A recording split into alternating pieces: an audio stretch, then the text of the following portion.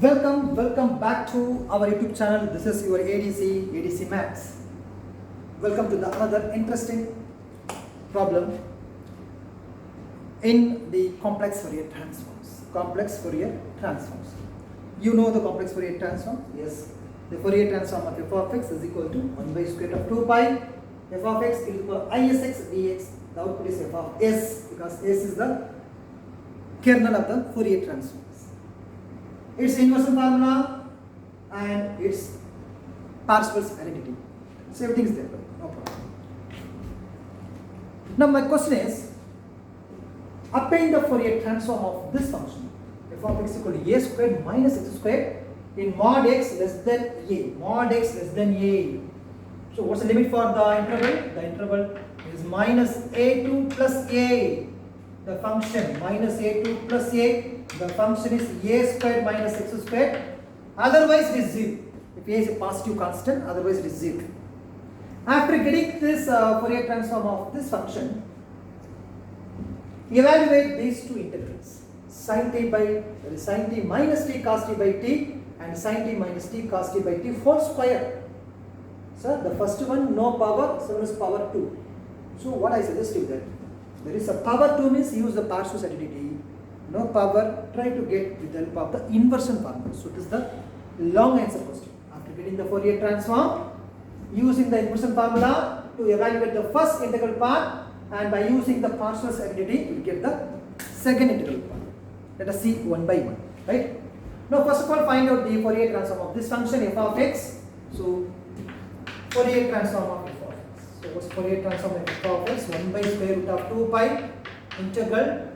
The function is defined in interval minus a2 plus a squared minus x squared into e to the power is x into dx. I think x squared is an even function. When I replace x by minus x, we get the even function. What about e to the power isx? So can I rewrite the e to the power minus isx?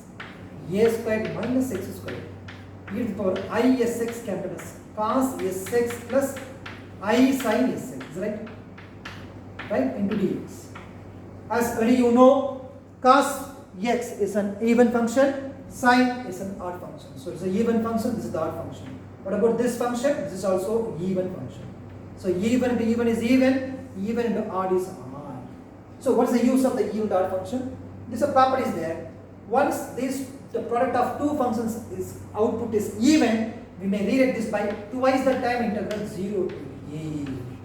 We may rewrite this by twice the time 0 to a. Suppose the function is odd, the product of these two functions is odd, then the answer is 0. So that is a real relief of ourselves because of it may have certain very lengthy terms under the integration. So we omit actually the half of the terms due to the odd function.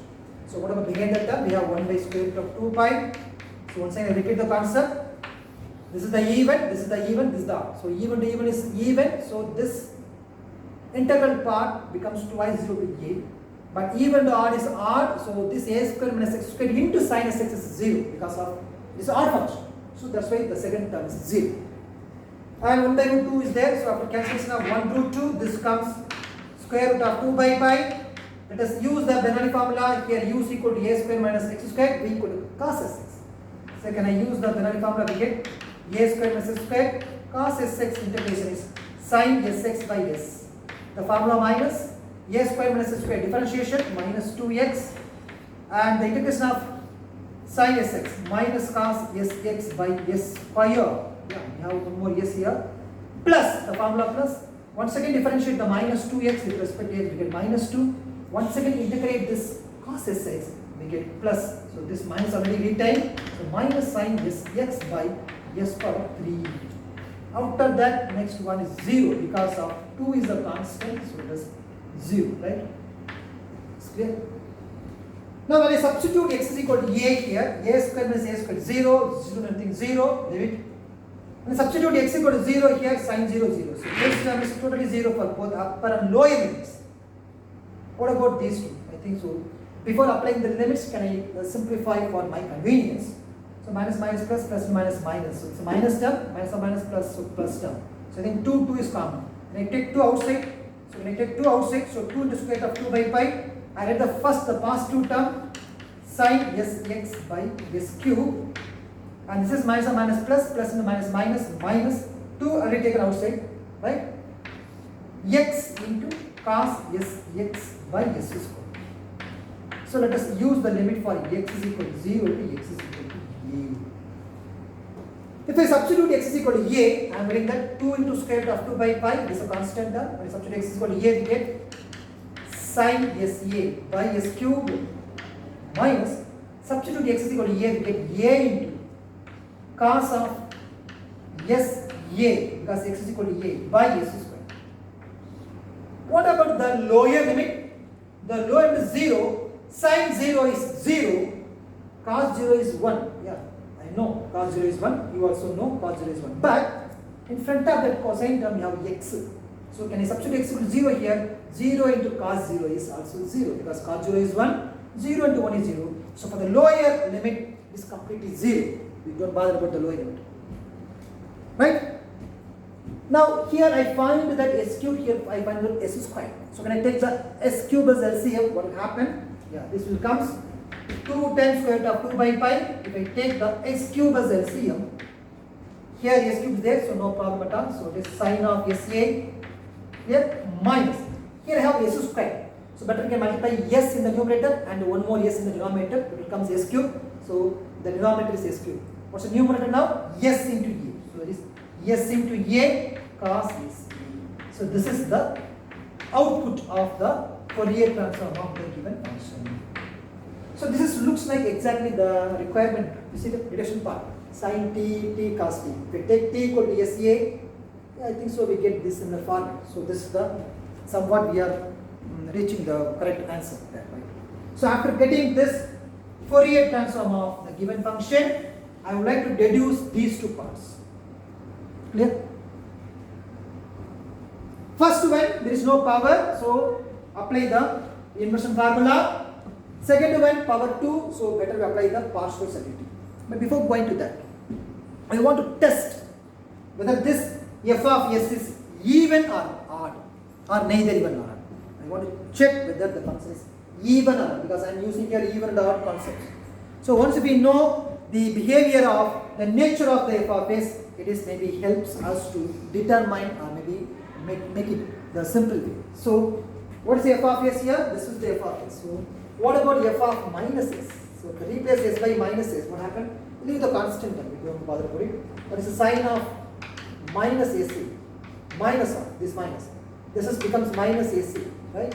This becomes cos of ac, cos of minus ac, divided by minus s to the whole power. Now my question is whether it is even function or odd function. So when we say that the function is even or odd, if I replace s by minus s, we get the same. It is called the even function. When we replace s by minus s, we get minus in front of the term, is called the odd function. So let us find out what is even or odd. It is called even or odd. So what about sin of minus theta? Minus sin theta. So minus sin theta. What about cos of minus theta? Cos theta only. So this minus becomes plus. But can I take minus sign outside? This becomes minus sa cos sa. Right? The denominator minus s whole power 3 is minus s cube. So this minus will cancel. So this is exactly f of s. So it is very clear that this function is once again an even function. Right? So I came to know that the given f of s is an even function. So what's the use of it? Let us try to use this concept when we are going to deduce the first part. The first one is power 1. So power 1 is better we apply the inversion formula for the complex Fourier transform. What is the inversion formula for complex Fourier transform? This one. So what is that? 1 by square root of 2 pi integral minus infinity to plus infinity Fourier transform of f of x into e power minus isx into ds is equal to f of x. So let us substitute the f of x here. This is the f of x. So what happened? 1 by square root of 2 pi integral minus infinity plus infinity 2 into square root of 2 by pi sin sa minus sa cos sa by s cube. So this is the Fourier transform of the given function. Understand? This is the given Fourier transform of f of x. This is f of x. E power minus isx. So can I read it? This e power minus ix by cos sx minus I sin sx into ds is equal to f of x. So this is the inversion formula for the Fourier transform. Why I want to write e power minus isx is equal to cos sx minus I sin. So there is some concept was there. What's concept? That's why I can find out the function is even or odd. As I know this function is even, cos is also even, sin is odd. So even to even is even to odd is odd. Once it is even function, we can rewrite this by twice the time 0 to infinity. If it is odd, we write 0. The same concept we already used in the previous case. So the same idea here. So the function is here even when you product these two. So before that, can I take the constant term outside? So 2 into root 2 by pi is coming outside. This root 2 root will cancel first of all. Root pi is pi. So 2 by pi. Now when I multiply this along with the cos x, s this comes even function. So we can write twice the time 0 to infinity. Minus into plus infinity can plus twice the time 0 to infinity.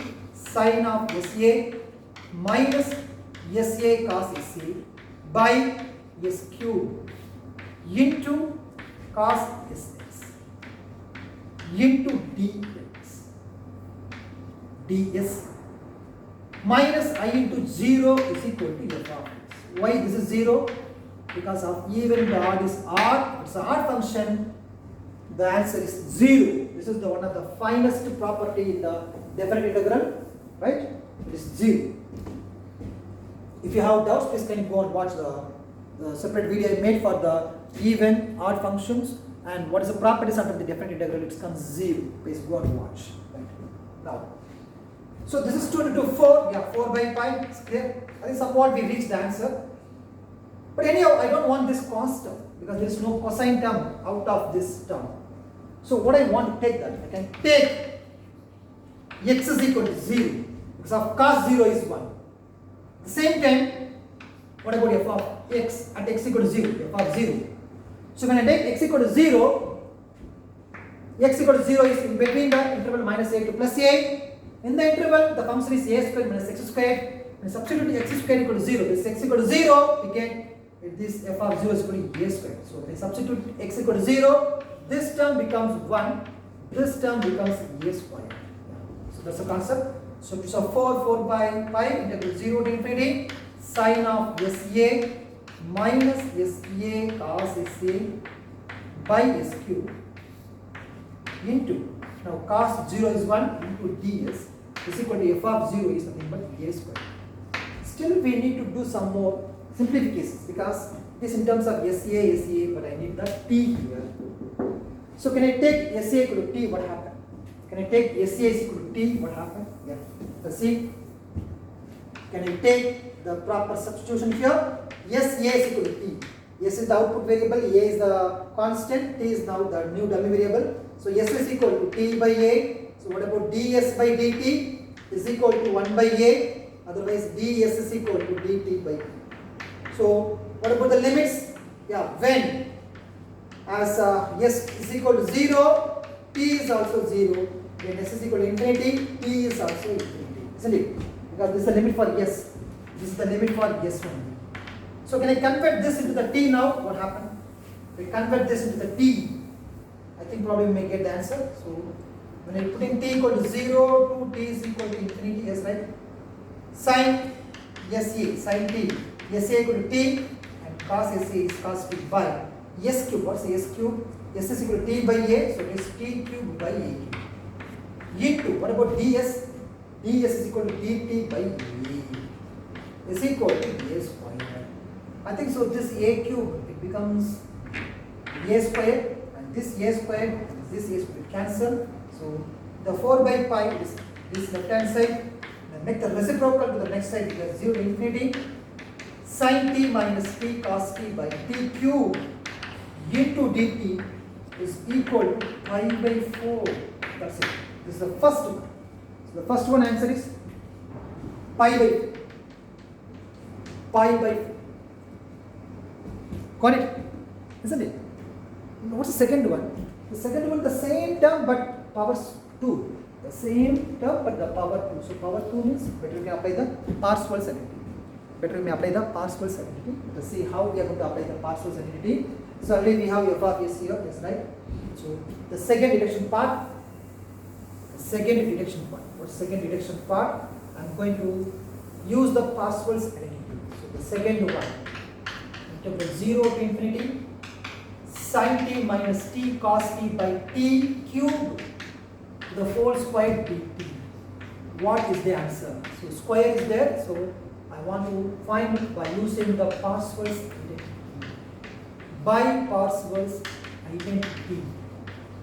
What's the Parseval's identity? First of all, integral minus infinity to plus infinity modulus of f of s to the whole square ds is equal to integral minus infinity to plus infinity modulus of f of x to the whole square dx. F of s is there, f of x is there. So we substitute as it is on the board, left hand side, what we get. So integral minus infinity plus infinity modulus of 2 into square root of 2 by pi sin sa minus sa cos sa by s cube to the whole square. Whole square, modulus square into ds is equal to integral. The function is defined integral minus a to plus a, minus a to plus a squared minus x squared to the whole square dx. Let us integrate the left hand side as well as right hand side. But I don't want to go for the integration. I just go for the integration on the right hand side only. And in front of that, I think so with the square of it, what happens? This becomes 2 square 4, this becomes 8 by pi. As already we know that this is an even function. This is the even function. So we can negate this minus infinity by plus infinity by twice the time. So it is twice the time. Integral 0 to infinity sin sa minus sa cos sa by s cube. Yeah, almost we reached the answer. Last time we have some cosine term here. We take s is equal to 0, but this time I don't want it. Modulus whole square not necessary because it is the even function. So whole square dx. What about the right hand side? The right hand side once again, this is also an even function because square of square is even function. Twice the time. Integral 0 to a square minus square plus expand. We get a power 4, a to the power 4, a power 4 minus 2a squared x squared by using the a minus b whole square expansion. A squared minus 2ab plus b squared. So here a squared whole square is a power 4 minus 2 into a into b. A squared x squared is 2a squared squared plus b squared x squared whole power 2 x power 4 dx. Yeah, let us integrate this with respect to x. What we'll get? A power 4x minus 2a squared x cubed by 3 plus x to the power 5 by 5 0 to. So let us simplify this. What happened? In this case we get 2 into substitute a, x is equal to a, we get a power 5 minus 2a power 5 by 3 plus a to the power 5 by 5. When I take the a power 5 outside, so 2a to the power 5 outside, so 1 minus 1 2 by 3 plus 1 by 5. If I take the 15 as LCM, what I mean that? So 15 minus 3 5s are 15, so 2 5s are 10 plus 5 3s are 15, so 3. So I think so 15 plus 3, 18, 18 minus 10 is 8 by 5. So this also 16, 8 to the power 5 by 15 is the answer. The right hand side alone. Left hand side I have 16 by pi, is right? It's clear? Integral 0 to infinity. Once again, I want to rewrite SA by T. So the same substitution technique, SA is equal to T. SA is equal to T. So SA equal to T means SA is equal to T by A, ds is equal to dt by A. So let us do the same replacements here. What will get? So see that? So sin t minus t cos t by t cube by a cube to the whole square into ds dt by a. Is that? It's clear? And this is equal to 16 by pi. That's right. This comes a power 3 power 2. So a power 6 outside. This is coming out a. Right? Integral 0 to infinity. Sin t minus t cos t by t cube to the whole square into dt. Yeah, this is exactly what we needed. This is exactly what we needed. Isn't it? Yeah. So can I simplify this? What will get? I think so, is equal to 16 a power 5 by 15. I think 16, yeah, 1 a will cancel, a power 5, and after that, this a power 5, this a power 5 will cancel, this 16 will cancel. So this is 1 by pi alone in the left hand side. Make the reciprocal, we get the answer is pi by 15. Right, sir? Pi by 15. So you get infinity sin t minus t cos t by t cube whole square dt is equal to pi by 15. So this is the answer for the second integral part. This is the answer for the second integral part. Clear? I hope you may understand this problem. Somewhat is very lengthy, yes, I know. Somewhat is very lengthy. Find the Fourier transform of this one, then get the internal value with the help of the equation formula, and the second one by using the Parseval's theorem. So this is some kind of a lengthy problem. It's a long answer questions. So you need please try with the help of the equation formula and the Parseval's identity, you will get this answer. So thank you so much for watching our YouTube channel ADC Maths. Thank you so much.